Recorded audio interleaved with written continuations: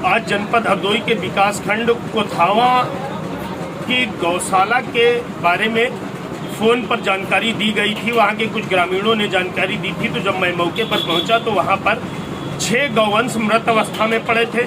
एक जिंदा गौवंश था गौशाला में, जिसको कौवे नोच रहे थे, उसकी आंखें नोच ले गए थे।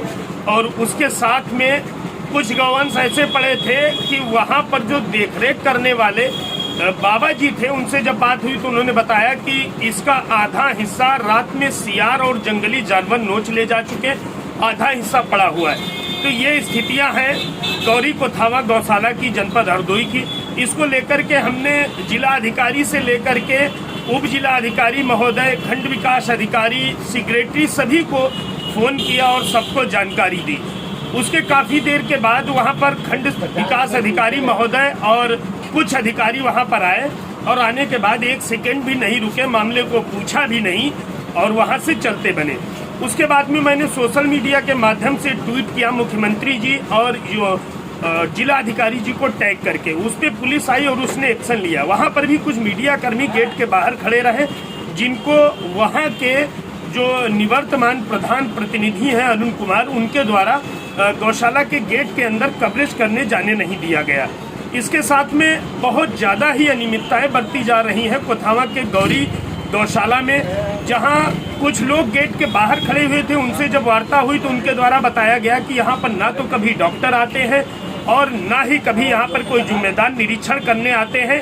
यहाँ रोज 6-7 गौवंश मर जाते हैं और उनकी जो दुर्गंध है वो बराबर गाँव में आती है। उन लोगों का कहना है कि हम लोगों को जीना मुश्किल है और किसी प्रकार की कोई व्यवस्था गौशाले में नहीं है। गंदगी की भरमार है, कई दिनों से गोबर नहीं उठाया गया है।